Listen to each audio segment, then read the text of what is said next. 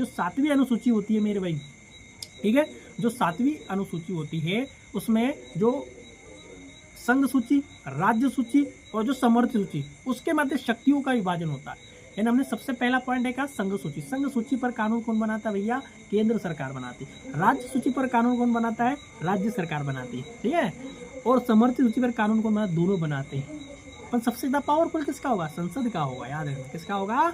भाग 1 में हमने क्या, संघ एवं उसका राज्य क्षेत्र आ जाएगा, जो कि आर्टिकल 1 से 4 तक है।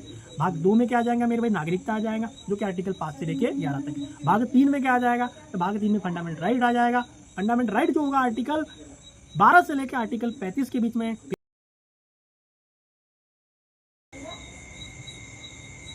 नमस्कार दोस्तों, आप सभी का मेरे यूट्यूब चैनल पर स्वागत है। आज हम शुरुआत करने वाले हैं यूपीएससी सीएससी 2026 के लिए पॉलिटी सेक्शन की। उसमें कौन सी इंपॉर्टेंट टॉपिक्स होगी जिसे हम पढ़ेंगे और इजीली हम जो है यूपीएससी सीएससी 2026 के प्रीलिम्स में आसानी से वो टैकल करते हुए हमें नज़र आएंगे। सबसे मेन टॉपिक उसमें आता है अनुसूचियाँ, क्योंकि अनुसूचियों से 1 साल या 2 साल के बाद कहीं ना कहीं क्वेश्चन हमें देखते हुए नज़र आ रहे हैं। उसके बाद आता है भाग, कि भाई संविधान के भाग कितने हैं, क्या है, तो वहाँ से भी क्वेश्चन नज़र देखते हुए हमें आ ही जाएगा। उसके बाद अगर हम बात करते हैं तो संविधान के स्रोत, कि भाई ब्रिटेन के संविधान से क्या लिया गया है ना, अमेरिका के संविधान से क्या लिया गया, तो ये भी सेक्शन कहीं ना कहीं एक इम्पोर्टेंस निभा रहा है। उसके बाद हम देखेंगे भारत में संवैधानिक विकास। देखो ये भी बहुत ज़्यादा इंपॉर्टेंट है कि भारत में संवैधानिक विकास कौन कौन से है, जैसे रेगुलेट एक्ट कब आया है ना, चार्टर अधिनियम कब आया है ना, फिर है ना, तो ये कहीं ना कहीं एक इम्पॉर्टेंट रोल निभा रहे हैं। इसके अलावा अगला टॉपिक है जैसे कि प्रस्तावना। प्रस्तावना में प्रियम्बल है ना भाई, जो प्रस्तावना है यहाँ से भी कहीं ना कहीं क्वेश्चन देखने को हमें मिल ही जाते हैं। इसके अलावा है संविधान सभा, कि भाई संविधान सभा जब बनी तो उसके मेंबर कौन थे, है ना, कितने लोगों ने बनाया, है ना कहीं ये भी एक इम्पोर्टेंट टॉपिक बनता हुआ नज़र आ रहा है। उसके बाद देखेंगे प्रारूप समिति। भाई प्रारूप समिति के अध्यक्ष कौन है, उसमें कितने सदस्य थे, किस टाइप से उन्होंने संविधान को बनाया, क्या सिस्टमेटिक तरीका रहा, तो ये भी इम्पोर्टेंट तरीका रहेगा। इसके अलावा देखेंगे संघ एवं उसका राज्य क्षेत्र देखेंगे। क्या देखेंगे? संघ एवं उसका राज्य क्षेत्र देखेंगे, भाई उसका क्या संवैधानिक रूप रहा, तो ये भी कहीं ना कहीं इम्पोर्टेंट टॉपिक नज़र होते हुए देखते हुए हमें मिलेगा। उसके बाद देखेंगे नागरिकता। क्या नागरिकता का क्रम कैसा है, कहाँ से आई नागरिकता, कौन से लोग भारत में निवेश कर सकते हैं, कौन से लोग भारत में निवास कर सकते हैं और कौन से लोग भारत में निवास नहीं कर सकते, तो ये सब नागरिकता में बताया जाएगा, है ना। उसके बाद देखेंगे फंडामेंटल राइट।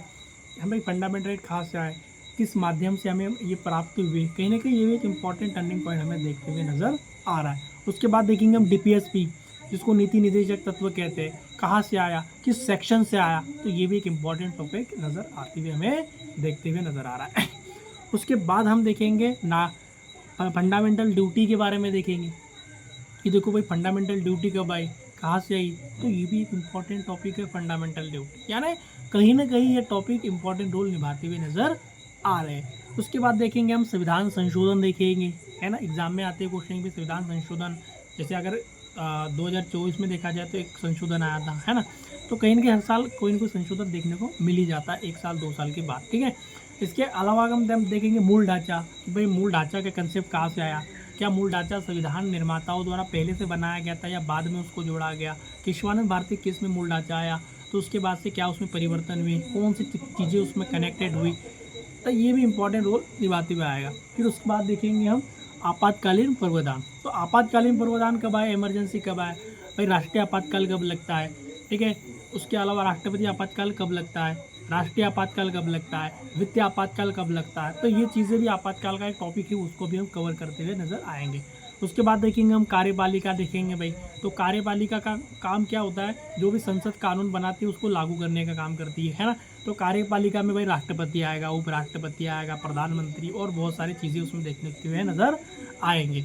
उसके बाद अगर हम बात करते हैं तो उसमें एक और नया टॉपिक आता है आगे, जस्ट संसद आती है। तो भाई संसद में हम देखेंगे कि संसद में क्या क्या चीज़ें आती है, लोकसभा क्या कर रहा है ना। फिर उसके बाद जो लोकसभा होती है, उसके अलावा राज्यसभा होती है ना, और बहुत सारी अलग अलग जो भी कमेटी होती है वो भी हम देखेंगे यहाँ पर। इसके अलावा हम बात करते हैं तो न्यायपालिका को हम देखेंगे कि भाई जो न्यायपालिका है वो किस टाइप से काम कर रही है, तो उसको भी हम कवर करते हुए नज़र आएंगे। उसके बाद चुनाव प्रणाली किस टाइप से काम कर रही है तो उसको भी हम देखेंगे, है ना। एक सिस्टमेटिक तरीका, पंचायतें क्या काम करती है वो देखेंगे, नगर पालिकाएँ क्या काम करती है वो देखेंगे। यानी एक इम्पॉर्टेंट तरीका है जिस माध्यम से इस एग्ज़ाम को क्रैक करने और इम्पॉर्टेंट टॉपिक्स हैं जो हमें एक्सप्लेन भी हम करेंगे और इनको समझेंगे भी, और इजीली हम इसको कवर करते चले जाएंगे। उसके बाद संवैधानिक निकाय कि भाई जैसे अनुसूचित जनजाति आयोग काम में किस में है, क्या संवैधानिक है वो देखेंगे हम, है ना, ऐसी चीज़ें। फिर हम देखेंगे है ना बहुत सारे अन्य जैसे कि, है ना। इसके अलावा देखेंगे अनुसूचित और जनजातीय क्षेत्र देखेंगे कि इनके क्या एरिया वाइज है भाई, उसको भी कवर करते हुए नज़र आएंगे हम। उसके बाद राज्य सरकारें देखेंगे हम, जैसे राज्यपाल क्या करता है, मुख्यमंत्री क्या काम करता है, राज्य जो विधानमंडल है, हाई कोर्ट है, तो वो क्या काम करता है। तो कहीं ना कहीं ये भी एक इम्पॉर्टेंट रोल नज़र आते हुए हमें दिखाई दे रहा है। फिर भारत के महान्यायवादी हम देखेंगे, भारत का नियंत्रण महालेखा परीक्षक देखेंगे। यानी ये इम्पोर्टेंट सेक्शन के रूप में हम इनको देखते हुए नज़र आ रहे हैं। यानी बहुत ज़्यादा इम्पोर्टेंट टॉपिक्स हैं, ठीक है। देखिए दोस्तों, सबसे पहला टॉपिक हम कवर करने वाले हैं, उस टॉपिक का नाम है अनुसूचियाँ। अनुसूचियाँ अगर बात करें, जब संविधान स्टार्टिंग हुआ था तो उस टाइम पे जो अनुसूचियाँ थी वो 8 थी। कितनी थी? 8 थी मेरे भाई। फिर बाद में क्या हुआ, संविधान निर्माताओं ने तो स्टार्टिंग में 8 जोड़ी, पर बाद में उसमें एक प्रकार से संविधान संशोधन हुआ तो संसद के द्वारा उसमें करीबन 4 अनुसूचियाँ और जोड़ दी गई। तो वर्तमान में अगर बात करें तो संविधान में जो अनुसूचियाँ है वो कितनी है भैया, लगभग 12 अनुसूचियाँ हमें देखते हुए नज़र आ रही है। सबसे पहले अनुसूची के बारे में अगर हम बात करें, पहली अनुसूची का मतलब होता है, क्या होता है, राज्यों के नाम तथा उनके न्यायिक क्षेत्र। भाई राज्यों के नाम क्या हो गए, जैसे मध्य प्रदेश है, छत्तीसगढ़ है, एग्जाम्पल के लिए मान लेते हैं मध्य प्रदेश, छत्तीसगढ़ है, नागालैंड, ये क्या है राज्यों के नाम। और उनके न्यायिक क्षेत्र, भाई उनके न्याय करने वाले क्षेत्र कौन से, जैसे अगर हाईकोर्ट के रूप में देखा जाए कि मध्य प्रदेश का हाईकोर्ट कौन सा है, जबलपुर है ना। तो ये क्या हो गया, एक प्रकार से राज्यों के नाम और उनके न्यायिक क्षेत्र, समझ में आ गया। तो ये प्रथम अनुसूची में शामिल। इसके अलावा संघ राज्य क्षेत्रों के नाम तथा उनकी सीमाएं आ जाएंगी। संघ राज्य क्षेत्र यानी जैसे कि दिल्ली आ गया, उनकी सीमाएं के कहाँ से लगी हुई वो देख लो। यानी प्रथम अनुसूची में देखा जाए तो क्या किया गया है, राज्यों के नाम आएंगे और उनके न्यायिक क्षेत्रों को जोड़ा गया है, और इसके अलावा संघ राज्य क्षेत्रों के नाम और उनकी सीमाएं, उनकी बाउंड्री कहाँ से कनेक्टिविटी है तो वो देखते हुए हमें नजर आ रहा है। फिर उसके बाद देखेंगे हम अनुसूची 2। अनुसूची 2 में क्या कर दिया गया है, भत्ते, विशेष अधिकार और संबंधित प्रावधानों को शामिल किया गया है। तो भैया किसके भत्ते, कौन से विशेष अधिकार है और किसके संबंधित प्रावधान। तो भारत के राष्ट्रपति हो गया भाई, तो उनके विशेष प्रावधान किए गए, है ना, किसके, भारत के राष्ट्रपति के बारे में। इसके अलावा कौन है, राज्यों के राज्यपाल है, तो राज्यों के राज्यपाल को भी यहाँ पर कनेक्टिविटी किया गया है, ठीक है। इसके अलावा देखा जाए लोकसभा के अध्यक्ष और उपाध्यक्ष, क्या है, लोकसभा के अध्यक्ष और उपाध्यक्ष आ जाएगा। इसके अलावा क्या आ जाएगा, राज्यसभा के सभापति और उपसभापति, यानी ये भी कनेक्टिविटी इसके यहाँ पर नजर आती हुई हमें दिखाई दे। इसके अलावा देखा जाए कि जो राज्य विधानसभा होती, राज्य की जो विधानसभा में जैसे कि अध्यक्ष हो जाएगा उसका, और उसका क्या हो जाएगा, उपाध्यक्ष होगा, ठीक है, ये हो गया। इसके अलावा देखा जाए तो राज्य का जो विधान परिषद होता है उसका सभापति होता है, और ये क्या होता है, उसका उपसभापति होता है, ठीक है, ये भी हो गया। उसके अलावा क्या होता है, उसमें न्यायाधीश जुड़ते हैं, दूसरी अनुसूची में न्यायाधीश जुड़ते हैं, सुप्रीम कोर्ट का न्यायाधीश और एक होता है हाई कोर्ट का न्यायाधीश, ठीक है, ये भी इंपॉर्टेंट याद रखना है। फिर भारत के नियंत्रक और महालेखा परीक्षक, यानी अनुसूची 2 में देखा जाए मेरे भाई, तो अनुसूची 2 में भत्ते, विशेष अधिकार, उससे संबंधित प्रावधानों को ऐड किया गया। यानी इसके अलावा क्या क्या जोड़ा गया है उसमें, देखो भारत के राष्ट्रपति, है ना, फिर राज्यों के राज्यपाल आ जाएंगे, ठीक है। उसके अलावा जो संसद होती है, ठीक है, जो लोकसभा होती है उसमें अध्यक्ष उसका और उपाध्यक्ष हो जाएगा। फिर जो राज्यसभा होती है उसके सभापति और उपसभापति आ जाएगा। इसके अलावा देखा जाए जो राज्य की जो विधानसभा होती है उसके क्या आ जाएगा, उसमें अध्यक्ष आ जाएगा और उपाध्यक्ष आ जाएगा। उसके अलावा राज्य विधान परिषद उसके सभापति और उपसभापति, मतलब संसद विधानमंडल दोनों कनेक्टिविटी यहाँ पर देखते हुए नजर आ रही है। इसके अलावा न्यायाधीश देखेंगे, जैसे सुप्रीम कोर्ट का जज होगा उसमें और हाई कोर्ट का जज होगा, दोनों। भारत के नियंत्रण महालेखा परीक्षक भी आएंगे, यानी दूसरी अनुसूची में ये सब कनेक्टिविटी देखते ही हमें मिल रही है। अगर हम बात करते हैं तीसरी अनुसूची के बारे में, तीसरी अनुसूची में बात करें तो विभिन्न उम्मीदवारों द्वारा ली जाने वाली शपथ और प्रतिज्ञान। भाई विभिन्न उम्मीदवार होते वो क्या शपथ लेते, क्या उनके द्वारा प्रतिज्ञान लिया जाता है, तो वो भी शामिल होता है। जैसे संघ के मंत्री हो गया मेरे भाई, क्या हो जाएगा, संघ के मंत्री, जो भी केंद्र सरकार के मंत्री होंगे, केंद्र सरकार के मंत्री जैसे अमित शाह जी, तो कौन है भैया, गृह मंत्री, तो वो संघ के मंत्री शपथ लेंगे तीसरी अनुसूची के माध्यम से लेंगे, है ना, जो भी मंत्री हो वो भी हो। फिर संसद के लिए निर्वाचन हेतु अभ्यर्थी, जो संसद के लिए निर्वाचन हेतु अभ्यर्थी, जो निर्वाचन के लिए इलेक्शन के लिए खड़ा हो रहा है वो बंदा, ठीक है, तो वो आ जाएगा। फिर संसद के सदस्य, जो संसद का सदस्य लोकसभा का हो या राज्यसभा से हो, तो कोई भी हो, तो वो भी तीसरी अनुसूची के माध्यम से शपथ लेता है। अगर आएगा सर्वोच्च न्यायालय के न्यायाधीश, जो सुप्रीम कोर्ट होता है उसके न्यायाधीश भी इसमें शपथ में तीसरी अनुसूची में जुड़ते हुए नजर आएंगे हमें। इसके अलावा भारत के नियंत्रक और महालेखा परीक्षक आ जाएंगे। क्या आ जाएंगे, भारत के नियंत्रक और महालेखा परीक्षक। ठीक है मेरे भाई, तो हमने क्या देखा, केंद्र सरकार के शपथ लेने में कौन कौन आता है, संघ के मंत्री आ जाएगा, बहुत बढ़िया। इसके अलावा संसद के लिए निर्वाचन हेतु अभ्यर्थी आ जाएगा, फिर संसद के सदस्य आ जाएगा उसमें। इसके अलावा मैंने बताया सर्वोच्च न्यायालय के न्यायाधीश आ जाएगा उसमें, फिर भारत के नियंत्रक महालेखा परीक्षक आ जाएगा, इन्हें कनेक्टिविटी बनती। फिर राज्य स्तर पर भी इसमें शपथ लेते हुए अधिकारी लोग, सिंपल सी बात है, ठीक है, सिंपल सी बात है। तो उसमें क्या आ जाएगा, उसमें राज्य मंत्री आ जाएगा, क्या आ जाएगा उसमें, राज्य मंत्री आ जाएगा। फिर राज्य का जो विधान मंडल होता है, राज्य विधानमंडल निर्वाचन के लिए जो अभ्यर्थी होते हैं तो वो भी उसमें आएंगे। इसके अलावा राज्य विधानमंडल के उसमें सदस्य आ जाएंगे। फिर उच्च न्यायालय के उसमें क्या आ जाएगा, न्यायाधीश आ जाएगा, तो उच्च न्यायालय के न्यायाधीश भी यहाँ पर नज़र देखते हुए हमें आ जाएंगे। तो कितना आसान है तीसरी अनुसूची। तो भाई तीसरी अनुसूची में क्या होता है, शपथ होता है कि भाई जितने भी बड़े बड़े उम्मीदवारों द्वारा शपथ ली जाती है, तो कौन है भाई, संघ के मंत्री है। फिर है उसके बाद क्या आएगा, देखो संघ के मंत्री याद रखना, फिर संसद के लिए निर्वाचन हेतु अभ्यर्थी आ जाएगा, सेकंड पॉइंट। फिर संसद के सदस्य आ जाएगा। उसके अलावा अगला पॉइंट आएगा सर्वोच्च न्यायालय के जो न्यायाधीश होते हैं वो आ जाएंगे, भारत का नियंत्रक महालेखा परीक्षक आ जाएगा। फिर राज्य के स्तर पर राज्य मंत्री, राज्य विधानमंडल के निर्वाचन के लिए अभ्यर्थी आ जाएगा। फिर राज्य जो विधानमंडल के सदस्य आ जाएंगे उसमें। फिर उच्च न्यायालय के न्यायाधीश, हाईकोर्ट का न्यायाधीश भी आता है। समझ में आ गया, बहुत आसान तरीका। ये क्या है, तीसरी अनुसूची में शपथ लेते हैं। ओके, चौथी अनुसूची में क्या होता है मेरे भाई, चौथी अनुसूची में देखा जाए तो राज्यों एवं जो केंद्र शासित प्रदेश होते हैं जिसमें राज्यसभा में सीटों के आवंटन का यहाँ पर जानकारी बताता है कि राज्यसभा में सीटों का आवंटन किस आधार पर होगा और किस बेस पर होगा। तो ये जानकारी हमें कहाँ से पता चलेगी, चौथी अनुसूची के माध्यम से हमें देखने को मिल जाती है। ठीक है, तो ये इंपॉर्टेंट पॉइंट है। तो चौथी अनुसूची किससे रिलेटेड, राज्यों और केंद्र शासित प्रदेशों में जो राज्यसभा में सीटों के आवंटन से जुड़ी हुई है। ठीक है, उसके बाद पांचवी अनुसूची क्या जुड़ेगी, अनुसूचित और जनजातीय क्षेत्रों के प्रशासन और नियंत्रण के बारे में उपबंध, कि भैया जो अनुसूचित जनजातियां होती है ना, और जो जनजातीय क्षेत्र है उनके प्रशासन के बारे में उपबंध देता है। तो ये कहाँ से आएगा, पांचवी अनुसूची के माध्यम से जुड़ता हुआ नजर आएगा। फिर छठी अनुसूची में देखते, छठी अनुसूची में क्या है, एक तो आएगा मेरे भाई असम आएगा, एक आएगा मेघालय आएगा, एक आएगा त्रिपुरा आ जाएगा और एक आ जाएगा आपका मिजोरम। ये तो चार राज्य आपको दिखाई दे रहे हैं। छठी अनुसूची में क्या आएगा, चार राज्य, एक आएगा असम, मेघालय, त्रिपुरा और मिजोरम। ये राज्यों के जो जनजातीय क्षेत्र होते हैं, क्षेत्र यानी जनजातियों के क्षेत्र, जो ट्राइबल वाला जो एरिया होता है ना, उसके प्रशासन के बारे में उपबंध देना कि प्रशासन कैसे चलेगा, उसकी कनेक्टिविटी कैसी होगी। तो यानी ये छठी अनुसूची में इनको जोड़ा है। कितने राज्यों को, चार। तो क्या आएगा, असम, मेघालय, मिजोरम और त्रिपुरा आ जाएगा। तो यानी जो एक प्रकार से राज्यों के जो जनजातीय क्षेत्रों के प्रशासन के बारे में जानकारी यहाँ पर देता है छठी अनुसूची में। तो ये हमें पता होना चाहिए। ठीक है, एक आसान तरीका है और एक बेहतरीन तरीका देखते हुए हमें नजर आएगा।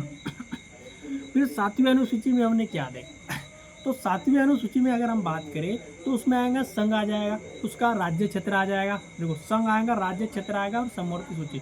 उसके संदर्भ में जो केंद्र सरकार होगी और जो राज्य सरकार होगी उसके मध्य शक्तियों का विभाजन होगा कि कौन सी गवर्नमेंट किस टाइप से शक्तियों का विभाजन करेंगी और किस टाइप से वो अपना कार्य प्रगति की ओर ले जाएंगे, ये इम्पोर्टेंट पॉइंट नज़र आती हुई हमें दिखाई देगा। ठीक है, ये भी एक इम्पॉर्टेंट पॉइंट है। इसके अलावा अगर बात करते 7वीं जो अनुसूची जोड़ी गई है उसमें क्या क्या है भाई, संघ सूची है। संघ सूची मूल रूप से अगर देखा जाए तो उसमें 97 थे, फिलहाल कितने हैं 98। यानी कानून कौन बना सकता है संघ सूची में मेरे भाई, तो संसद को ये पावर होती है कि वो कानून उसमें बनाता है।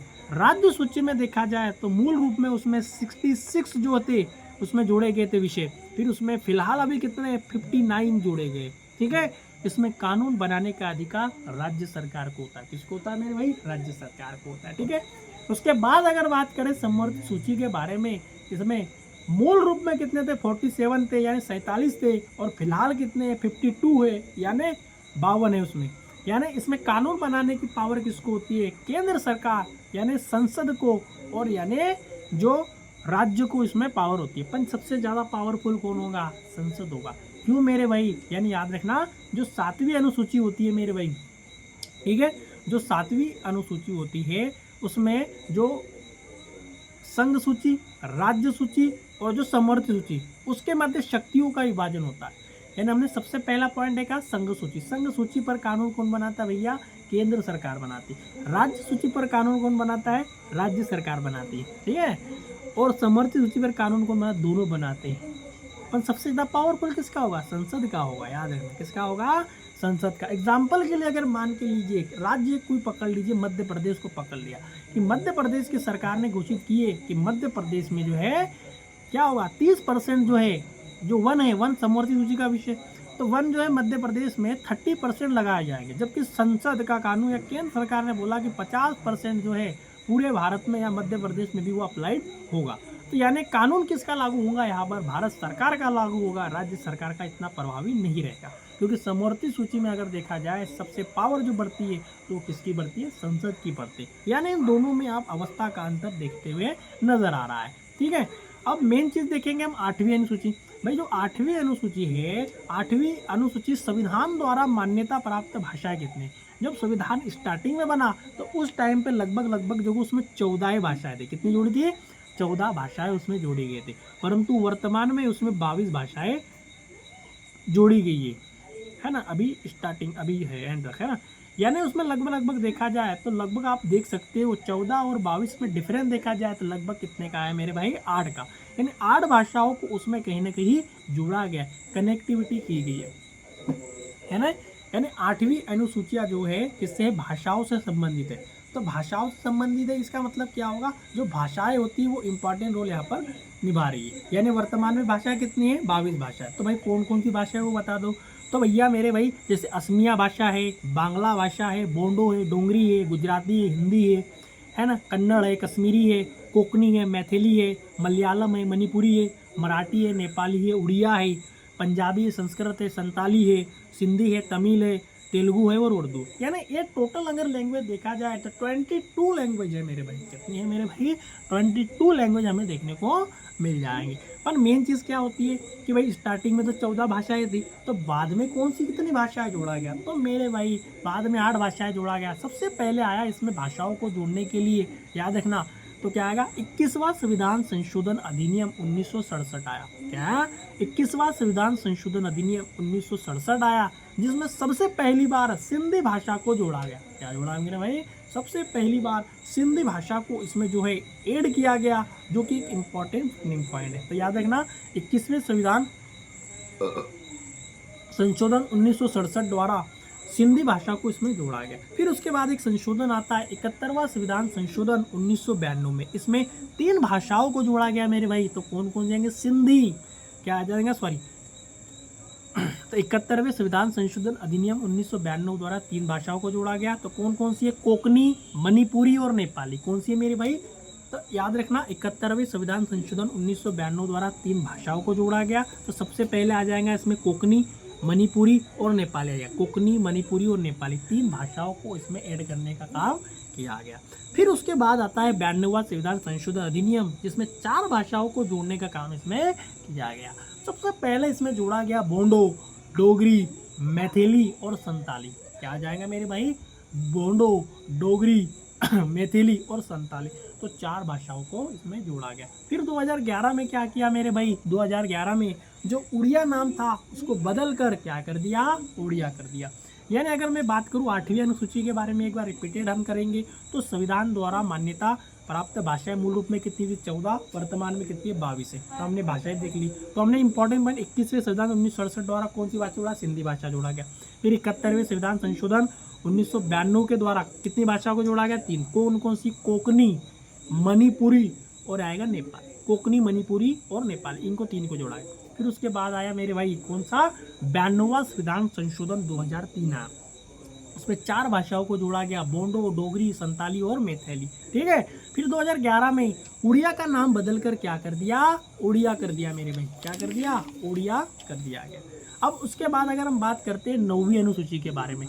9वीं जो अनुसूची है, जो पहली बार संविधान में संशोधन हुआ 1951 में, उस टाइम में अगर किसी को जोड़ा गया तो 9वीं अनुसूची को जोड़ा गया, है ना। तो यही वो 9वीं अनुसूची जिसमें पहले संविधान संशोधन के माध्यम से उसको ऐड किया गया संविधान के जो भी केंद्र सरकार वहाँ है उस टाइम पे रही होंगी। ठीक है, ओके। तो उस टाइम पे भारत के प्रधानमंत्री कौन थे जब 9वीं अनुसूची को पहले संविधान संशोधन माध्यम जोड़ा गया? तो उस टाइम प्रधानमंत्री कौन थे?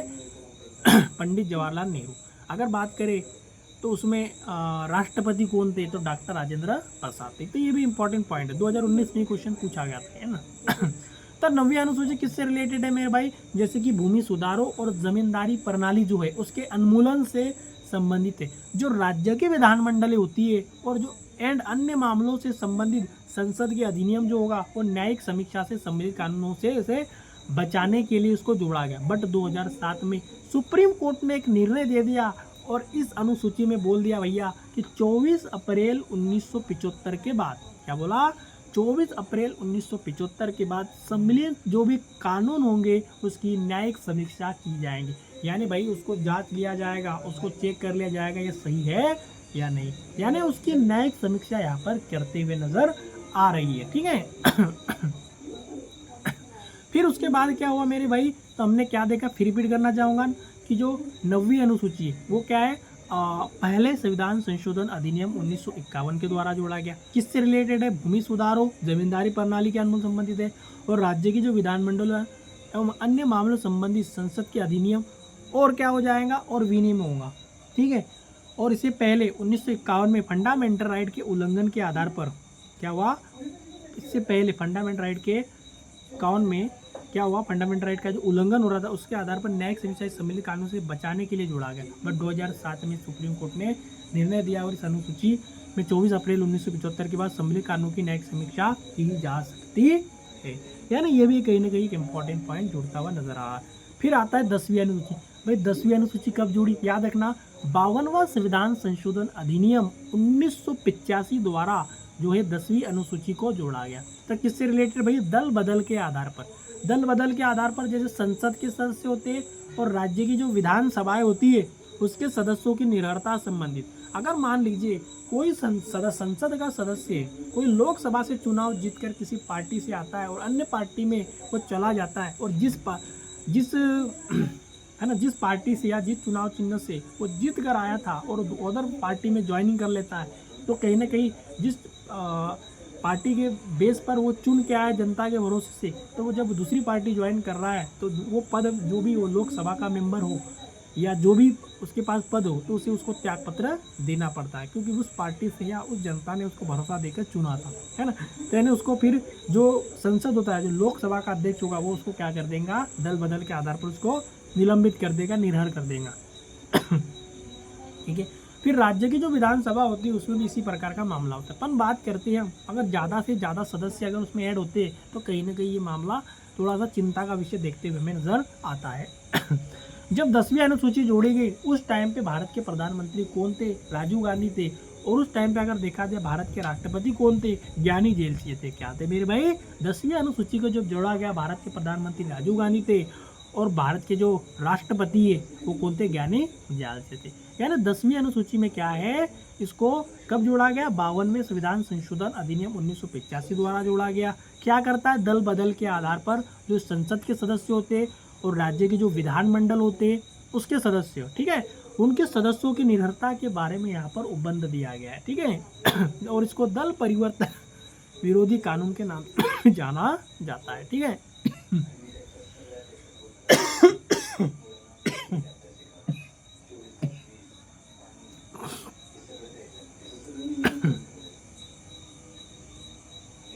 देखो फिर उसके बाद देखेंगे हम 11वीं अनुसूची। तो 11वीं अनुसूची भैया 73वें संविधान संशोधन अधिनियम 1992 के द्वारा इसको जोड़ा गया। कब जोड़ा गया, 73वें संविधान से अधिनियम 1992 द्वारा जोड़ा गया। और इसमें क्या है, पंचायत की शक्तियाँ है। इसमें क्या है, पंचायत की शक्तियाँ है, उसमें उसके प्राधिकरण है, उसकी जिम्मेदारी है, ठीक है।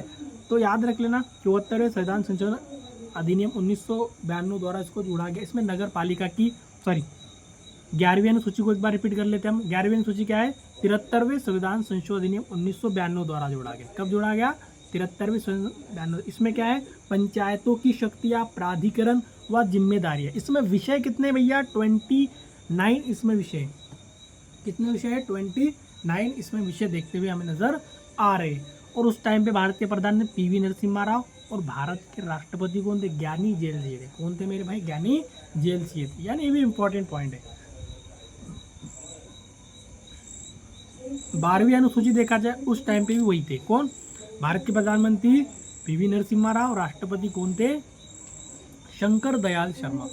फिर है 74वां संविधान संशोधन अधिनियम 1992 जोड़ा गया। क्या जोड़ा गया, 74वां संविधान संशोधन अधिनियम 1992 जोड़ा गया, जिसमें नगर पालिकाओं की शक्ति आ जाएगी, प्राधिकरण आ जाएंगे, उसमें उसके जिम्मेदारियां भी आ जाएगी। उसमें विषय देखा जाए तो 18 विषयों को उसमें ऐड किया गया। यानी ये भी एक इंपॉर्टेंट पॉइंट नजर आती हुई हमें दिखाई दे रहा है, ठीक है। इस टाइप से हमने क्या कर दिया, जो 12 अनुसूचियां थी इसको 1-2 मिनट में उसको रिवाइज करने का हमने काम कर लिया, ठीक है भैया।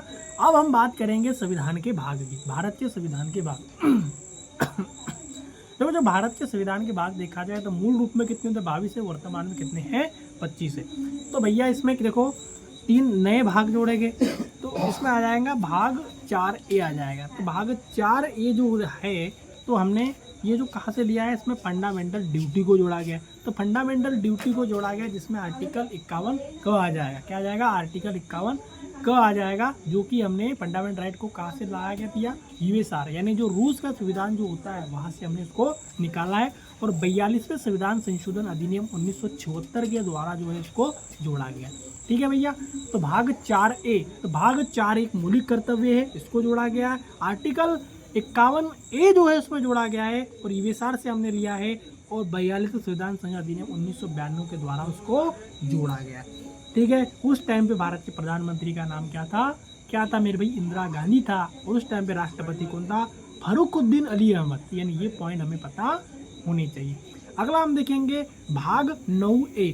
तो भाग 9A किससे रिलेटेड है मेरे भाई, तो भाग 9A के बारे में देखा जाए तो नगर पालिका से रिलेटेड है, जो आर्टिकल 243 त से लेके आर्टिकल 243 6 तक इसके बारे में जानकारी देखते हुए नजर आई। इसको 74वां संविधान संशोधन 1974 के द्वारा इसको जोड़ा गया। उस टाइम पे भारत के प्रधानमंत्री पीवी नरसिम्हा राव थे और प्रेसिडेंट है शंकर दयाल शर्मा। ये भी इंपॉर्टेंट पॉइंट हमें पता होना चाहिए। एक जोड़ा गया भाग 14A जोड़ा गया। तो भाग 14A जोड़ा गया तो भैया अधिकरण से जोड़ा गया। अधिकरण का मतलब होगा प्रशासनिक न्यायाधिकरण से संबंधित होगा। जो प्रशासन जैसे एसडीएम, नायब तहसीलदार आप देखते हो तो वो कैसे कार्यपालिका के माध्यम न्यायपालिका का कार्य करते हैं ना। एक न्यायपालिका अलग होती है और एक कार्यपालिका के माध्यम से काम करते हैं, तो दोनों में डिफरेंस नजर आती हुई देखती है नजर आए। यानी एक विशेष प्रकार का न्यायालय जो एक विशेष मामलों की क्या करता है मेरे भाई, सुनवाई करने का राइट रखता है, ठीक है। अब ये भी जो भाग 14A जो है अधिकरण जो है इसको जब जोड़ा गया तो 42वें संविधान संशोधन अधिनियम 1974 के द्वारा इसको जोड़ा गया। उस टाइम पे भारत के प्रधानमंत्री कौन थे, इंदिरा गांधी थे और प्रेसिडेंट का नाम क्या है, फरुखुद्दीन अली अहमद, ठीक है। ये हमें पता होना चाहिए। अगला जोड़ा गया भाग 9A जोड़ा गया, भाग 9B जोड़ा गया। भाग 9B देखा जाए तो सहकारी समितियों से रिलेटेड है। किससे समिति है भाई, सहकारी जो समितियाँ होगी तो उससे ये रिलेटेड है, यानी उससे वो कनेक्टेड नजर आते हुए हमें दिखाई दे रहा है, जो कि 97वां संविधान संशोधन अधिनियम 2011 के द्वारा उसको जोड़ा गया। ठीक है, तो 97वां संविधान संशोधन अधिनियम 1911 के द्वारा उसको जोड़ा गया। और उस टाइम पे पीएम कौन थे? डॉक्टर मनमोहन सिंह थे। और प्रेसिडेंट देखा जाए तो कौन थे? श्रीमती प्रतिभा पाटिल थे। यानी दोनों ही एक प्रकार से इंपॉर्टेंट रोल नंबर देखते हुए नजर आ रहे हैं। उसके बाद अगर मैं बात करता हूँ यहाँ पर भाग 1 की, देखो भाग 1 क्या है भैया? बहुत आसान चीज है। क्या है भाग 1 में? क्या दिया गया? संघ एवं उसका राज्य क्षेत्र दिया। क्या दिया है मेरे भाई? संघ एवं उसका राज्य क्षेत्र दिया है। कि संघ यानी संघ का मतलब भैया संघ कौन सा होगा, है ना? संघ यानी जैसे जी संघ और उसका राज्य क्षेत्र आ जाएगा भाई। संघ और उसके राज्य क्षेत्र, संघ मतलब भी भाई केंद्र शासित प्रदेश होगी। संघ यानी पूरा भारत अपना मान लो, या उसको केंद्र शासित प्रदेश मान। राज्य क्षेत्र मध्य प्रदेश, छत्तीसगढ़, बिहार, यूपी, ये सब आ गया, तो उसका राज्य क्षेत्र आर्टिकल 1 से लेके 4 तक दिया गया। ठीक है, तो भाग 1 क्या है? संघ एवं उसका राज्य क्षेत्र। भाग 2 में क्या दिया गया? नागरिकता के बारे में दिया गया, जो कि आर्टिकल 5 से लेके मेरे भाई 11 तक दिया गया।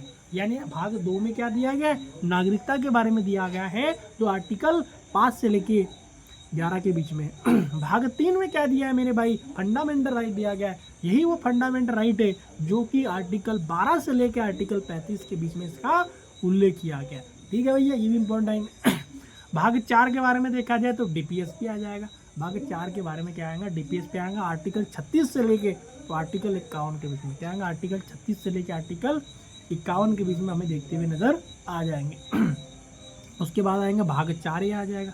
भाग 4 ये देखा जाए तो फंडामेंटल ड्यूटी से रिलेटेड है मेरे भाई। फंडामेंटल ड्यूटी जो कि आर्टिकल 51A से रिलेटेड है। किसमें? आर्टिकल 51A में इसको जोड़ा गया।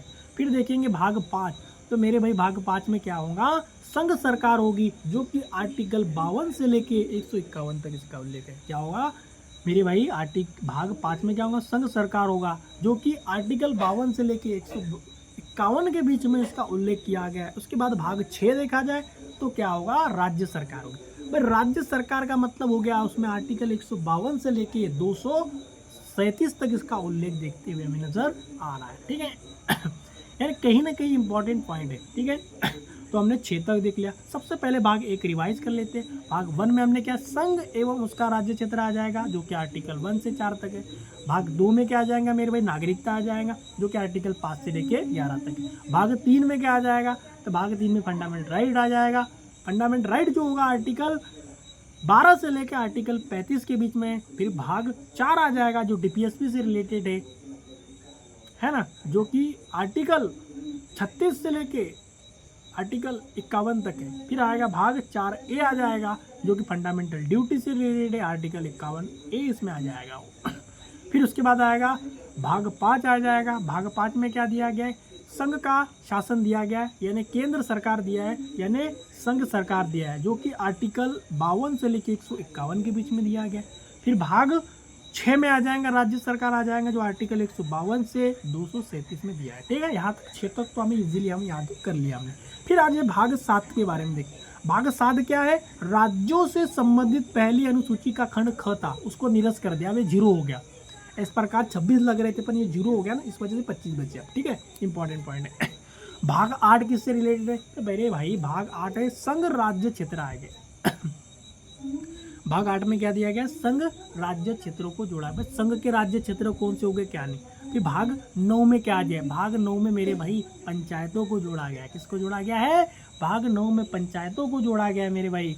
और भाग 9A में किसको जोड़ा गया है? नगर पालिकाओं को जोड़ा गया है। भाग 9A में किसको जोड़ा गया है? पंचायत नगर पालिकाओं को जोड़ा गया है। फिर भाग 9B में किसको जोड़ा गया है मेरे भाई? सहकारी समितियां। भाग 9B में किसको जोड़ा है? सहकारी समितियां को जोड़ा गया है। फिर भाग 10 में अनुसूचित और जनजातीय क्षेत्र है। भाग 10 में क्या आ जाएगा? अनुसूचित और जो जनजातीय क्षेत्र होता है उसको यहाँ पर एड ऑन किया गया है। फिर उसके बाद देखेंगे भाग 11 में किसको जोड़ा गया है? तो भाग 11 में मेरे भाई संघ एवं राज्यों के बीच संबंध आएगा। क्या आ जाएगा? संघ एवं राज्यों के बीच क्या आ जाएंगे? संबंध आ जाएंगे। ठीक है, तो भाग 11 में याद रखना संघ और राज्यों के बीच संबंध। भाई संघ यानी जो केंद्र सरकार होगी और जो राज्य होगा उनके बीच में क्या रिलेशन होगा, उनको ऐड किया गया है कनेक्टिविटी के रूप में। ठीक है, भाग किसमें? 11 में जोड़ा गया। भाग 12 में किसको जोड़ा गया है? भाग 12 में वित्त, संपत्ति का अधिकार, ऋण लेना, यानी आर्टिकल 300A में इसको ऐड किया गया है, जोड़ा गया है। भाग 13 में क्या है, भारत के जो राज्य क्षेत्र, जैसे भारत का ये राज्य क्षेत्र है, तो भारत के राज्य क्षेत्र के भीतर जैसे व्यापार आप करो भाई, आप वाणिज्य करो, उसका समागम क्यों ना कर दो, यानी कि भाग 13 में इसका उल्लेख किया गया। भाग 14 में क्या दिया है, संघ एवं राज्यों के अधीन सेवाएं, संघ जैसे केंद्र सरकार और जो राज्य सरकार उसके अधीन सेवाएं, कौन सी सर्विसेज के बारे में, जैसे यूपीएससी हो गया है ना, जिसको आर्टिकल 315 से 323 में इसका उल्लेख किया गया है ना, इंपॉर्टेंट पॉइंट है। उसके बाद देखा जाए तो किसमें है, भाग 14A में देखा जाए तो 14A में क्या आ जाएगा, अधिकरण आ जाएगा। क्या आ जाएगा मेरे भाई, अधिकरण आ जाएगा। फिर भाग 15 में क्या आ जाएगा, निर्वाचन आ जाएगा। क्या आ जाएगा, निर्वाचन आएगा। निर्वाचन किसमें आएगा, जो इलेक्शन कमीशन सबसे ज़्यादा चर्चा में चल रहा है वो भाग 15 में आएगा मेरे भाई, याद रखना, जो कि आर्टिकल 324 से आर्टिकल 329A में इसका उल्लेख देखने को मिलेगा। और भाग 16 में क्या है, भाग 16 में क्या दिया है मेरे भाई, कुछ वर्गों से संबंधित विशेष प्रावधान। क्या है, कुछ वर्गों से संबंधित क्या है, विशेष प्रावधान है। कुछ विशेष वर्ग हो गए, उससे संबंधित प्रावधानों को यहाँ पर जोड़ा गया है। ठीक है, कुछ विशेष वर्गों संबंधित प्रावधानों को जोड़ा गया है। भाग 17 में क्या है भाई, भाग 17 में जोड़ा गया है राजभाषा, कि भाई राजभाषा क्या होगी, कैसे हो, कनेक्टिविटी। फिर भाग 18 में आपातकाल उपबंध है, जो कि आर्टिकल 352 से लेके 360 में। भाग 18 में क्या आ जाएगा, आपातकाल उपबंध आ जाएगा। तो आपातकाल जो उपबंध आ जाएंगे तो वो काय में आ जाएंगे भाई, भाग 18 में आर्टिकल 352 से 360 के बीच में देखते हुए हम लोग आएंगे। भाग 19 में क्या आ जाएगा, प्रकीर्णा आ जाएगा। भाग 19 में क्या आ जाएगा, उसमें प्रकीर्णा देखने को हमें नजर आ जाएगी। भाग 20 में क्या, संविधान का संशोधन आ जाएगा। संविधान का संशोधन आएगा आर्टिकल 368 में आ जाएगा। ठीक है, संविधान संशोधन आ जाएगा आर्टिकल 368 में। फिर भाग 21 में क्या आ जाएगा, भाग 21 में आएगा अस्थायी, संक्रमणशील और विशेष उपबंध आ जाएंगे। फिर भाग 22 में आएगा संक्षिप्त नाम, परम, हिंदी में प्राधिकृत पाठ और निशाना। तो ये सब चीज़ें देखने को ही नजर आएगी। यानी बहुत आसान चीज़ें और बहुत ही इजीली से हमने पढ़ लिया है। यानी हमने ये जो चीज़ें है ना, ये कवर कर लिया अब तक। अब हम देखेंगे संविधान की स्रोत, कि भाई संविधान के स्रोत में हम क्या देखेंगे कि भाई किसने कहाँ से क्या लिया। संविधान के स्रोत में अगर हम बात करते हैं, सबसे पहले होता है भारत शासन अधिनियम 1935। तो भारत शासन अधिनियम 1935 से हमने क्या लिया है, यूपीएससी लिया है, लोक सेवा आयोग लिया है। उसके बाद लिया हमने आपातकाल उपबंध लिया, कि भाई इमरजेंसी कब लगाते हैं, कैसे लगाते हैं, वो लिया है। प्रशासनिक विवरण हमने लिया है। फिर राज्यपाल का कार्यालय लिया है, कि भाई राज्यपाल का कार्यालय किस टाइप से होगा, क्या नहीं, है ना। फिर न्यायपालिका हमने लिया है। फिर संघीय तंत्र अधिकार। तो याद रखना, भारत शासन अधिनियम 1935 के बारे में देखा जाए तो हमने यहाँ से क्या लिया है, एक तो यूपीएससी लिया है, आपातकाल उपबंध लिया है, उसके अलावा हमने राज्यपाल का जो कार्यालय होता है उसको लिया है, न्यायपालिका को लिया गया है, संघीय तंत्र को लिया गया। ठीक है मेरे भाई, याद रखना। उसके बाद हम पढ़ेंगे ब्रिटेन के संविधान। ब्रिटेन के संविधान से हमने क्या लिया, ब्रिटेन के संविधान से अगर देखा जाए, सबसे पहले हमने संसदीय शासन लिया, क्योंकि हमको पता है कि संसदीय शासन किस टाइप से चलता है, और हमारे देश में भी वो हमने ब्रिटेन से ही लिया है और उसको हम चला भी रहे हैं। ठीक है, तो संसदीय शासन हमने लिया। फिर एकल नागरिकता ली, बिल्कुल सही बात है। हमारे देश में एकल नागरिकता का प्रावधान जो हमने लिया है वो कहाँ से लिया है मेरे भाई, ब्रिटेन के संविधान से हमने लिया। Important point. फिर है विधि का शासन होगा, भाई बिल्कुल है, जो विधि बनाएगी उसका शासन होगा, उसके अनुसार ही उसको समझा जाएगा, उसके अनुसार ही उसको कनेक्टिविटी की जाएंगी, यानी विधि का शासन होगा। फिर विधायी प्रक्रिया होगी, भाई विधायी प्रक्रिया भी इंपॉर्टेंट चीज़ है। तो ये भी क्या है, ब्रिटेन के संविधान से जो है हमने लिया गया है। ब्रिटेन के संविधान से हमने लिया है मंत्रिमंडल प्रणाली की, कि भाई जो मंत्रिमंडल प्रणाली होती है वो किस टाइप में वर्क करती है, क्या काम करती है, ये भी हमने क्या से लिया है, ब्रिटेन के संविधान से कनेक्टिविटी करके लिया गया। उसके बाद देखा जाए परम अधिकार लेख जो है, परम अधिकार लेख जो है ब्रिटेन के संविधान से हमने लिया गया। फिर संसदीय जो विशेष अधिकार होते हैं तो वो भी हमने कैसे लिया है, ब्रिटेन के संविधान से लिया गया। फिर संसदीय विशेष अधिकार, संसद में जो विशेष अधिकार आपको मिलेंगे तो वो भी हमने कैसे लिया है, ब्रिटेन के संविधान से। द्विसदनवाद भी हमने लिया ब्रिटेन के संविधान। यहाँ सिंपल सी बात करूँ संसदीय शासन, क्योंकि देखो हमने संसद के सिस्टम को पूरी तरीके से समझ लिया था कि भाई ब्रिटेन ने किस टाइप से चला है। हमारे संविधान निर्माताओं ने ब्रिटेन के संविधान से संसदीय शासन लिया, क्योंकि उन्होंने जो रेगुलेट एक्ट आया, जो चार्टर अधिनियम आए, भारत शासन अधिनियम आए, तो उनके माध्यम से उनको समझ में आ गया कि संसदीय शासन और आदेशात्मक शासन दोनों में डिफरेंस है, तो हमको संसदीय शासन लेने को अच्छा पड़ेगा।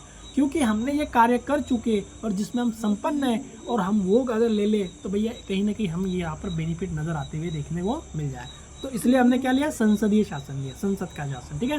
फिर एकल नागरिकता। भाई एकल नागरिकता का मतलब हम अमेरिका जैसे दोहरी नागरिकता नहीं है कि भारत की कोई और है और राज्य की कोई और है।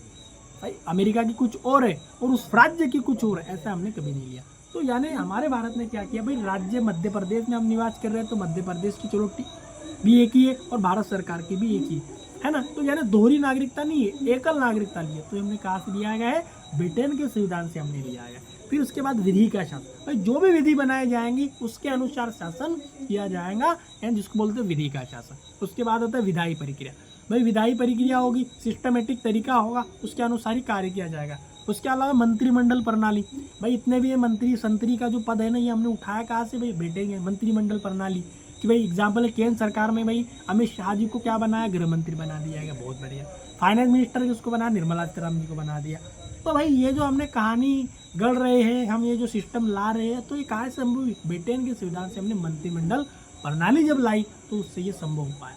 अन्यथा ये चीज़ें हमको पता नहीं थी कि कैसे जुड़ेगा और कैसे ऐड होगा और कौन सा मंत्री कहाँ पर काम करेगा और कितने संतरे तोड़ेगा, उसका पता नहीं था। ठीक है, कहीं ना कहीं एक इम्पॉर्टेंट रोल निभाते हुए नजर आ रहा है। उसके बाद देखेंगे हम परम अधिकार लेख। परम अधिकार लेख का मतलब परम अधिकार, यानी जहाँ पर जो कुछ ऐसे मामले होते कि जो छोटे न्यायपालिका होती है उसके बस का काम नहीं होता है, या कोई व्यक्ति है जिसको भाई अधिकार मिला ही नहीं है तो वो उसको नहीं मिल पा रहा है, तो भैया परम अधिकार का मतलब होता है कि एक प्रकार से आदेश दिया जा रहा है। आदेश दिया जाए सुप्रीम कोर्ट में, तुम्हारे बस का काम नहीं हो, मेरे पास भेज दो मामला, है ना। तो परम आदेश दिया जा रहा है बाबा के द्वारा कि भैया हमारे पास भेज दो, तुम्हारे बस का काम नहीं है, तुमसे ना निपट पाएंगे। क्योंकि यहाँ पर कहीं ना कहीं संविधान संशोधन का मुद्दा है, कहीं ना कहीं यहाँ पर संशोधन का है, जो तुम छोटे न्यायालयों के बस का काम नहीं है, जो मेरे पास आ जाए। इसको बोला सुप्रीम कोर्ट, इस बोलते परम अधिकार ले। फिर अगर बात करें संसदीय विषय अधिकार, संसद में विषय अधिकार होते हैं। संसदीय विषय अधिकार कहते हैं अगर कोई व्यक्ति संसद में कोई सांसद एक दूसरे पर टिप्पणी करते, कड़ा टिप्पणी कर रहे हैं, तो कहीं ना कहीं वो किसी न्यायालय में आप पेश नहीं कर सकते, किसी न्यायालय में आप उसके खिलाफ कार्रवाई नहीं कर सकते। क्योंकि होता भी है कि जैसे संसदीय कार्रवाई चल रही है, लोकसभा का जो भी कार्रवाई चल रही है ना, सदन चल रहा है या राज्यसभा का सदन चल रहा है, जो एक दूसरे पर, प्रधानमंत्री पर या जो भी राष्ट्रपति होता या जो भी है, वो एक दूसरे पर क्या करते हैं, कड़ा टिप्पणी या कमेंट करते हुए नजर आती है। तो उसमें वो कहीं ना कहीं आपको अलग ही देखने को मिल जाता है, तो उसमें चल जाएगा। परंतु भारत का जो उच्च न्यायालय होता है, सुप्रीम कोर्ट हो गया, हाई कोर्ट हो गया, उनके खिलाफ अगर आप टिप्पणी नहीं कर सकते, है ना। तो भारत की संसद के विशेष अधिकार होते हैं। ठीक है, उनके खिलाफ नहीं कर सकते। कब कर सकते हैं, जब उनको महाभियोग के माध्यम से हटाया जा रहा है, या वो अगर भाई संविधान के पास सिस्टमेटिक तरीके से कार्य नहीं कर पा रहे, तो उस टाइम से वो कहीं ना कहीं उनको ये कंडीशन लाती है ना। तो उस टाइम पे ये सब संसदीय विषय अधिकार है। फिर द्विसदनवाद, पता है दो सदन है। अब भाई देखो संसद में देखा जाए एक राज्यसभा होती है, एक लोकसभा, द्विसदनवाद। तो हमने कहा था लिया ब्रिटेन के संविधान से, यानी संभव हो पाया ब्रिटेन के संविधान से, यानी एक सिस्टमेटिक तरीका हमने लिया है। फिर होता है संयुक्त राज्य अमेरिका का संविधान। देखो संयुक्त राज्य अमेरिका के संविधान से हमारे भारत के संविधान के स्रोत के रूप में हमने क्या लिया गया, फंडामेंटल राइट लिया गया। फंडामेंटल राइट बहुत काम की चीज़ है, जो आज भी हमें अधिकारों के बारे में समझाता है, अधिकारों का उल्लेख करता है और अधिकारों को किस टाइप से हमें स्वीकार करना है वो सब हमें देता है, ये ना फंडामेंटल राइट। फिर उपराष्ट्रपति का पद, तो उपराष्ट्रपति का पद जो बहुत ज़्यादा चर्चा में है, और जो उपराष्ट्रपति थे उन्होंने अपने पद से जो है इस्तीफा दे दिया था, वो बहुत ज़्यादा चर्चा में है। तो कहीं ना कहीं ये भी जो पद है हमने अमेरिका के संविधान से लिया गया। इसके अलावा देखा जाए राष्ट्रपति पर महाभियोग लगाना, तो आर्टिकल 61 के तहत राष्ट्रपति पर क्या लगते हैं मेरे भाई, महाभियोग की प्रक्रिया लगाई जाती है और उसके माध्यम से वो अपने पद से इस्तीफा उनको देना पड़ता है, यानी उस पर प्रक्रिया चलती रहती है महाभियोग की, तो उस माध्यम से उसको हटना पड़ता है। ठीक है, फिर उच्चतम न्यायालय सुप्रीम कोर्ट का पद भी हमने अमेरिका से लिया गया है। हाईकोर्ट के न्यायाधीश को पद से हटाना, भाई देखो हाईकोर्ट का न्यायाधीश होता है उसको अपने पद से हटाना, ये भी अमेरिका से हमने लिया गया है। फिर न्यायपालिका की स्वतंत्रता, न्यायपालिका बोले भाई मैं स्वतंत्र पूर्वक कार्य करूँगा, मैं नहीं भैया कार्यपालिका के दबाव में, नहीं मैं एक प्रकार से अगर बात करें नहीं मैं जो संसद है नहीं उसके दबाव में काम करूँगा, यानी न्यायपालिका की स्वतंत्रता का मतलब हो गया मैं अपने अनुसार कार्य करूंगा, जो कि संविधान की बुक लिखी गई है उसमें जो भी सिस्टमेटिक तरीका है, जो भी कानून दिया गया है उसके अनुसार मैं काम करूंगा। यानी यहाँ पर क्या बोला, न्यायपालिका की स्वतंत्रता। तो ये हमने कहाँ से लिया मेरे भाई, तो संयुक्त राज्य अमेरिका के संविधान से हमने लिया है। ठीक है, उसके बाद दिया है न्यायिक पुनरावलोकन का सिद्धांत। न्यायिक पुनरावलोकन का सिद्धांत मतलब होता है कि अगर कोई छोटे न्यायालय में या कोई भी होता है, जब कोई निर्णय सुना देता है या सुप्रीम कोर्ट ही दे दे, तो बाद में वो उसको टीका टिप्पणी को चेंज कर सकता है। एक मामला अगर देखा जाए तो गोलकनाथ केस में फंडामेंटल राइट में अगर बात करें, इसके पहले 2-3 मामले आए थे। शंकरी प्रसाद का केस है 1951 में, है ना, तो उसमें बोला फंडामेंटल राइट में संशोधन होता है, बोला यस। ठीक है, शंकर प्रसाद मामले में संशोधन को बोला यस। और जबकि एक मामला है 1967 में गोलकनाथ का केस, तो उसमें उसने बोल दिया डायरेक्टली कि भाई इसमें संशोधन होगा क्या फंडामेंटल राइट में, उसने बोला नो। क्योंकि यानी न्यायिक पुनरावलोकन का सिद्धांत एग्जाम्पल के लिए अपन ने सेट किया कि वो अपना जो पहला निर्णय है उसको पलटा मार के वो नया निर्णय भी सुना सकता है। यानी कहीं ना कहीं यानी एक न्यायिक पुनरावलोकन का सिद्धांत यहाँ पर नजर आते हुए दिखाई देते, इसको बोलते हैं न्यायिक पुनरावलोकन। फिर आयरलैंड के संविधान से हमने क्या लिया, डीपीएसपी लिया भाई। आयरलैंड के संविधान से हमने क्या लिया है, डीपीएसपी को लिया गया। फिर उसके बाद राष्ट्रपति की निर्वाचन की पद्धति की, फिर राष्ट्रपति का निर्वाचन की पद्धति क्या है, क्या सिस्टमेटिक तरीका है, तो हमने वो लिया है। फिर है राज्यसभा के लिए सदस्यों का नामांकन देखो। तो जो राज्यसभा होती है उसके सदस्यों के लिए नामांकन देखा है कि भाई जो भी राज्यसभा के सदस्य होंगे, जो मेंबर होंगे, उनके सदस्यों का नामांकन कैसे होगा, क्या होगा। यानी ये तो तरीका है, ये भी हमने कैसे लिया, आयरलैंड के संविधान से लिया। फिर राष्ट्रपति की निर्वाचन की पद्धति आयरलैंड के संविधान से लिया, डीपीएसपी लिया। तो ये सब इंपॉर्टेंट पॉइंट हमें नजर आ रहे हैं। ठीक है, फिर जापान के संविधान से हमने क्या लिया भाई, जापान के संविधान में विधि द्वारा स्थापित प्रक्रिया, मतलब विधि द्वारा स्थापित प्रक्रिया मतलब जो विधि बनाई गई है उसके द्वारा स्थापित प्रक्रिया होगी। यानी ये भी एक इम्पॉर्टेंट पॉइंट नजर आते हुए दिखाई दे रहा है। फिर दक्षिण अफ्रीका के संविधान से हमने क्या लिया है, तो मेरे भाई दक्षिण अफ्रीका से सबसे बड़ी हमने वो चीज़ ली दक्षिण अफ्रीका से जो बहुत ज़्यादा काम है, संविधान में अपडेट करना, संविधान को पूरी तरीके से जो भी नई नई कंडीशन आएगी उसके अनुसार उसको चेंज करना। जैसे कि संविधान संशोधन प्रक्रिया 368 वाला जो आर्टिकल हमने जो लिया है वो दक्षिण अफ्रीका की ही देन मान ले सकते हैं, या वहाँ से हमने लिया है उसको। ठीक है, क्योंकि फिर है राज्यसभा के सदस्यों का निर्वाचन। जो राज्यसभा के सदस्य होते भाई उनका निर्वाचन कैसे होगा, क्या होगा, तो ये जो तरीका है ये हमने कहाँ से लिया गया है, दक्षिण अफ्रीका के संविधान से लिया गया है। फिर उसके बाद हम देखेंगे कनाडा के संविधान से। कनाडा के संविधान से हमने क्या लिया, अवशिष्ट शक्तियाँ ली। अवशिष्ट शक्तियाँ जो होती है मेरे भाई वो काय में होती है, केंद्र सरकार में वो निहित होती है। अवशिष्ट शक्तियाँ किस में होती है, केंद्र सरकार में। अवशिष्ट शक्तियाँ किसे मान सकते हैं, जैसे साइबर अपराध हो गया, साइंस और टेक के नए नए मामले आते रहते हैं, आपको पता ही है ना। तो ये कब आए, ये कैसे आए, तो ये उस टाइम पे हमें नहीं पता था, है ना। ये एक नया मुद्दा था, संविधान निर्माताओं को उस टाइम पे पता थोड़ी था कि भाई ये भी आएंगे, परंतु अवशिष्ट शक्तियों के माध्यम से ये जो केंद्र में उसको निहित कर दिया गया, उसमें पावर दे दी कि भैया आपके हिसाब से इसको कार्य करें। ठीक है, इंपॉर्टेंट पॉइंट है।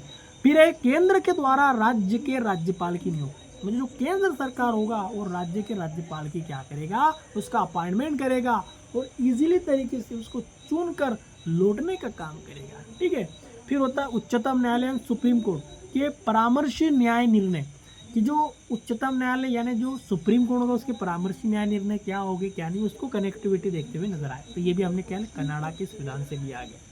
ठीक है, फिर कनाडा के संविधान से सशक्त केंद्र के साथ संघीय व्यवस्था, जो सशक्त केंद्र होगा मेरे भाई उसके साथ संघीय व्यवस्था होगी, है ना। फिर ऑस्ट्रेलिया के संविधान से हमने क्या लिया है, ऑस्ट्रेलिया के संविधान से हमने लिया है समवर्ती सूची ली है। यही वो समवर्ती सूची है जिसमें केंद्र और राज्य सरकार कानून बनाते हैं। कौन बनाते हैं, केंद्र और राज्य सरकार कानून बनाते हैं।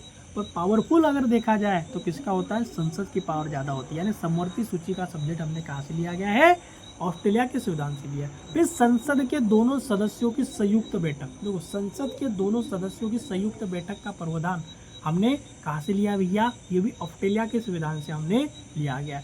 ऑस्ट्रेलिया के संविधान से लिया गया, यानी मान लो जब संयुक्त बैठक जब होगी, जब संयुक्त बैठक, इसके अध्यक्ष कौन होंगे मेरे भाई, लोकसभा के अध्यक्ष होंगे।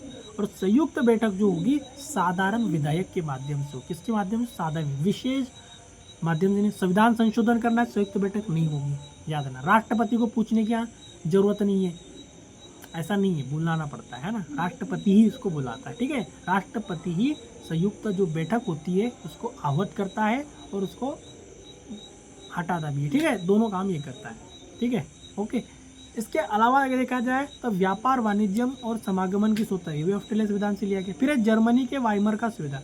जर्मनी के वाइमर के संविधान से लिया है फंडामेंटल राइट के निलंबन संबंधी आपातकालीन प्रावधान को दिया गया है। फिर सोवियत संघ का संविधान जिसमें फंडामेंटल ड्यूटी ली गई हमने, मौलिक कर्तव्य को लिया गया यूएसआर से। फिर प्रस्तावना में न्याय, सामाजिक, आर्थिक, राजनीतिक के आदर्श ये भी हमने यूएसआर से लिया है। फिर फ्रांस का संविधान से हमने क्या लिया, गणतंत्रात्मक लिया गया, गणतंत्रात्मक लिया गया, ठीक है। फिर और फ्रांस के संविधान प्रस्तावना में स्वतंत्रता, समता, बंधुत्व के आदर्श लिए गए, यानी फ्रांस के संविधान से हमने गणतंत्रात्मक लिया। देखो गणतंत्रात्मक का मतलब क्या हुआ, देखो अमेरिका यहाँ पर जो ब्रिटेन में देखा जाए तो राजतंत्र है, क्या है ब्रिटेन में, क्या है मेरे भाई, राजतंत्र है। तो भाई फ्रांस के संविधान से हमने क्या लिया है, गणतंत्र लिया है। फ्रांस के संविधान से हमने क्या लिया गया है, गणतंत्रात्मक लिया है। जबकि अमेरिका में क्या है, वो राजतंत्र है। तो हमारे देश में क्या गणतंत्र है, यानी गणतंत्र का मतलब यहाँ पर हो गया, सिंपल सी बात है कि जो चुनाव होगा, यानी जो चुनाव होगा ये तो हमें पता है कि किस टाइप से होता है, कैसे होता है, ठीक है, वो बताने वाली बात नहीं। जनता स्वयं उसमें चुनाव वोटिंग करने नहीं जाती, जो भी व्यक्ति चुन के आता है, यानी संसद के जो राज्यसभा होती है ना, और उसके अलावा जो क्या होती है, राज्यसभा होगी, लोकसभा होगी, उसके जो मेंबर होते हैं वो उसमें वोटिंग करते हैं। फिर जो एमएलए होते हैं, राज्यों के जो सदस्य होते हैं विधानसभा के, तो वो भी उसमें वोटिंग करते हैं। यानी ये सब लोग जो है उसमें वोटिंग करने का काम करते हैं, और उसके माध्यम से वो जो राष्ट्रपति है उसका निर्वाचन होता है और वो चुनाव जीत के आ जाता है। और जबकि ब्रिटेन में देखा जाए ऐसा नहीं है, ऐसा नहीं है। जैसे अगर मैं बन गया तो मेरा लड़का बनेगा, राजतंत्र है वहाँ पर, राजतंत्र यानी भाई अगर मैं राजा हूँ तो उसके बाद किंग वो बनेगा, लड़की बनेगी वो बनेगा, यानी एक सिस्टमेटिक तरीका देखते हुए हमें नज़र आएगा ही आएगा, ठीक है। ये इंपॉर्टेंट पॉइंट है। अगर मान देखो हमने ये जो इम्पोर्टेंट पॉइंट है, 2 पॉइंट हमने 3 पॉइंट कवर किया आज। सबसे पहले अनुसूचिया को पढ़ लिया, संविधान के भाग को पढ़ लिया, फिर उसके बाद जो संविधान के स्रोत होते हैं उनको पढ़ लिया। यानी तीनों पॉइंट कहीं ना कहीं, तीनों टॉपिक इंपॉर्टेंट है और एक ही पार्ट में हमने एक ही वीडियो में उसको कवर कर लिया आसानी से, ठीक है। अगले पार्ट में भारत में संवैधानिक विकास को हम पढ़ेंगे। अगर आपको बेस्ट लगता है, अच्छा लगता है, उसको ज़्यादा से ज़्यादा शेयर करो और ज़्यादा से ज़्यादा इसको अगर जिस व्यक्ति ने अगर इस यूट्यूब चैनल को सब्सक्राइब नहीं किया है तो उसको सब्सक्राइब करो जल्द से जल्द इसको, है ना, चैनल को। और ठीक है, इसके साथ में